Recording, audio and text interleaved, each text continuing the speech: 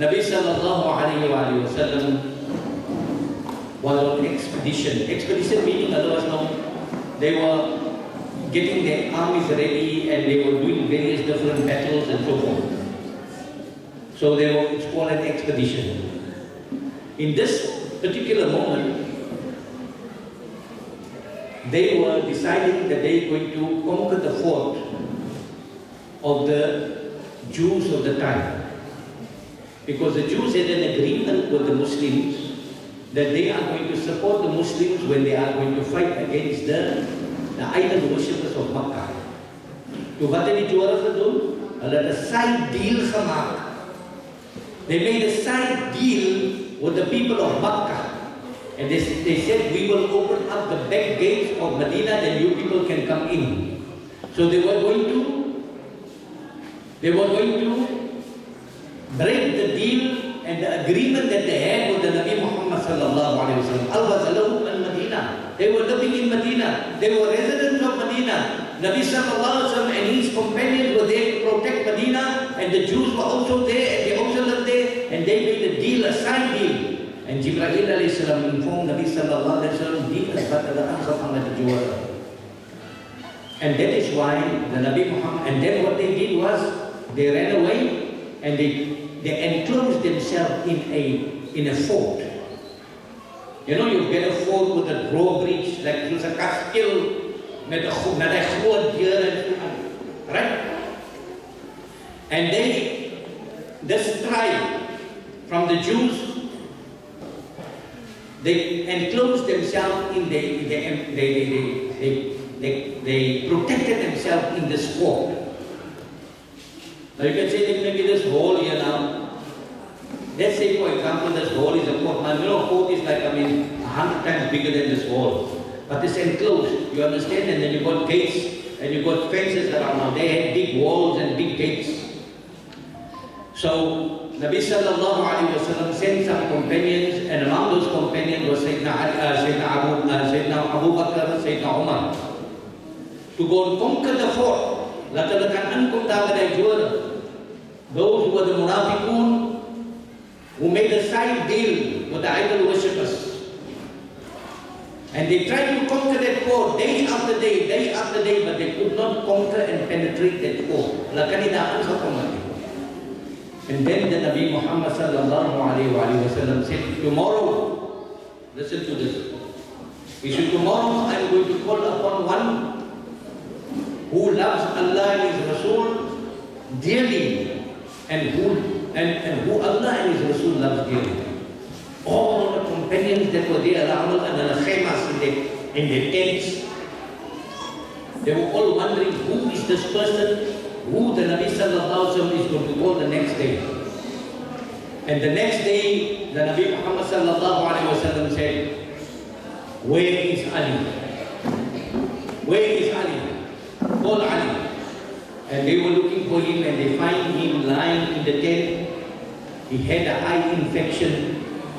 And they took him to the Nabi Muhammad sallallahu alayhi wa sallam. He said, Ya Rasulullah, I got this eye infection. You know when you have that pink eyes, there's something in your eye.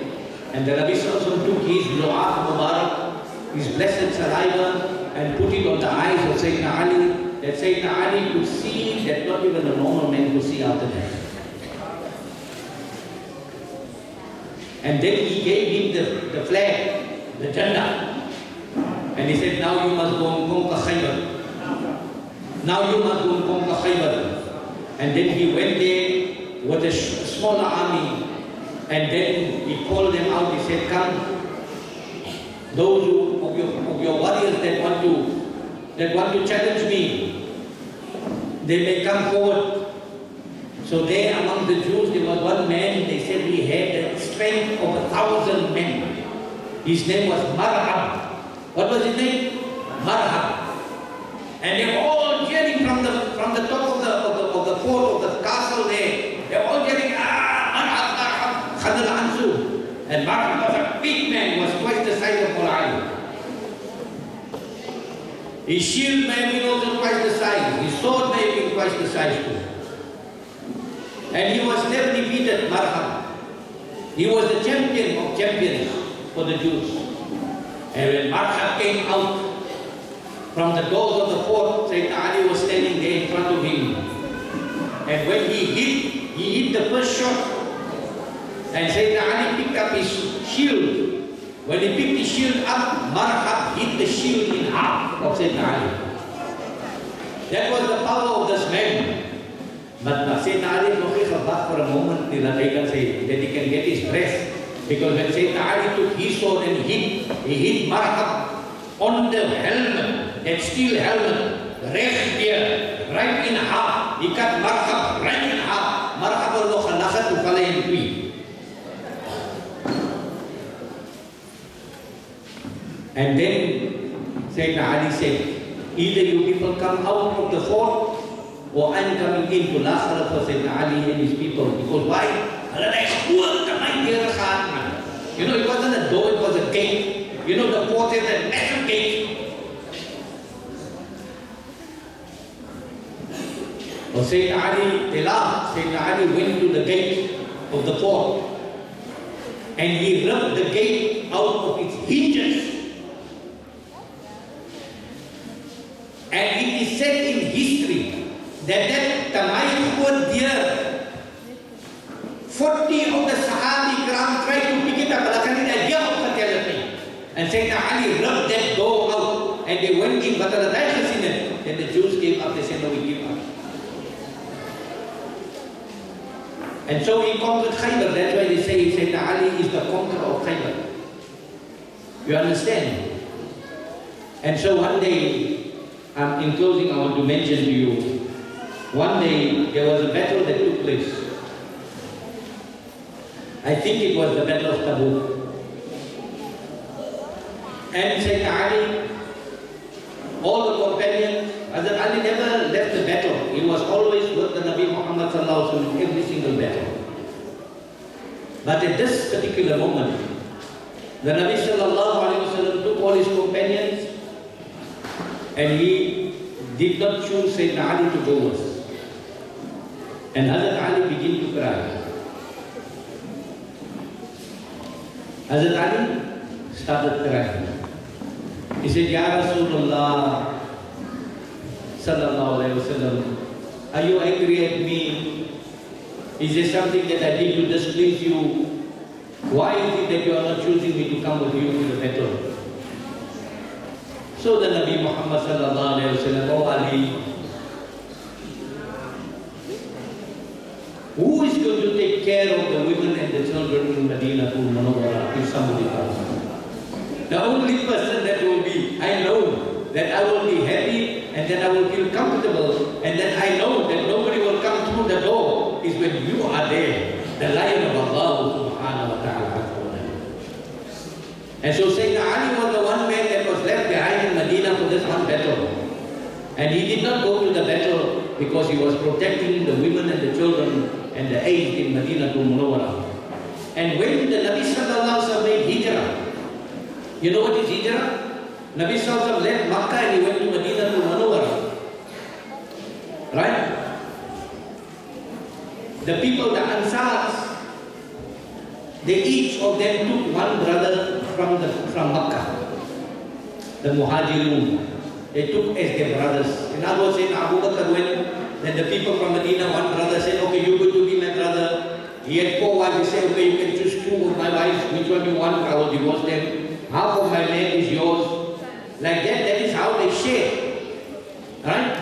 So the people of Makkah, they went to Medina. And there, the people of Medina, known as the Ansar, they shared everything down the middle. And each one made a brother for himself.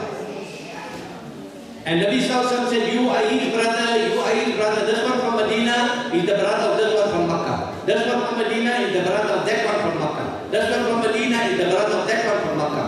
And he left Sayyidina Ali out. Sayyidina Ali again came to the Nabi Sallallahu Alaihi Wasallam and said, Ya Rasulullah, you never appointed any brother for me. So the Nabi Sallallahu Alaihi Wasallam said, I left you for myself. Because you are to me like Harun was to Musa.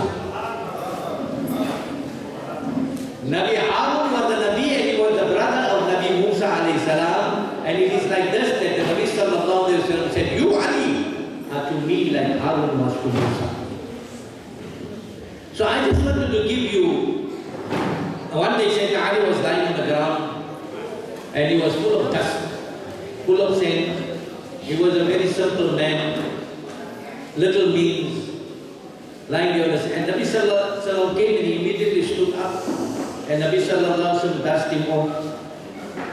He said, oh Abu Turab, oh Abu Turab, oh Abu Turab.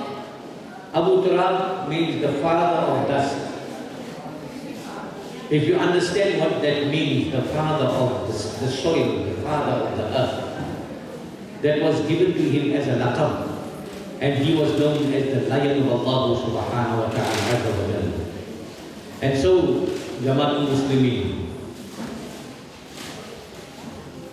it is important for us to know that the Nabi Sallallahu Alaihi Wasallam said, Ana Madinatul Ilm wa Adiyun Babuha, that I am the city of knowledge, wa Adiyun Babuha, and he is the door of that city.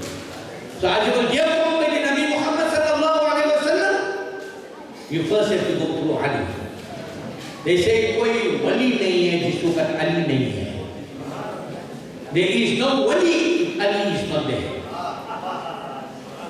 Understand? That is why Ahmad Tahir Ali Shah, Alawi, the father of all the awliya, the father of Sheikh Sayyid Abdul Qadir Jilani, Al-Hasani wal-Husayn, and I've been to the maqam of Mawla Ali. I was telling these boys, as you can see that maqam, Allahu Akbar. I think I sent you the book, I sent you the pictures. If you go to the maqam, the place where Sayyidina Ali is buried, you will see something that you never saw in your entire life. I've never ever in my year of 62 years old I've never ever seen anything like it. But I've never seen a dargah, like the place, the maqam of Mawla Ali Karamallahu Wajhahu. That place is in Najaf Ashraf. It is in Najaf Ashraf in Iraq. And I contacted Sheikh Sayyid Muhammad bin Yahya al-Nanwi from there. I said, I'm right here by Mawla Ali Karamallahu Wajhahu, by your grandfather. And he was so happy, Allahu Akbar. So Jamaat Muslimin. Guys, you're on the chapter now. Khalifa Ali is telling me about Sheikh Ahmad Kabir Rifai, the son of Sayyidina Ali also. Allahu Akbar, that's a whole other chapter. If you open up that book, Khania used to put up here. But the maqam of Mawla Ali, Allahu Akbar, the father of Sheikh Ahmad Kabir Rifai, the father of Sheikh Sayyid Abdul Qadir Jilani and all the other great awliya ikram, he is the father, Mawla Ali Karamallahu al-Kareem, the door of wilayah, the door of sainthood. If you don't regard Sayyidina Ali, you can never become a wali. So Jamaat Muslimin, in closing, I just want to say one thing quickly. The various great, you know, you heard maybe the Kawas in IMAM, Monasto, MOULANA, Ali, you may heard them saying all these things. Why do you say that? What HAZRAT Amir Khusru, what does he say about Mawla Ali?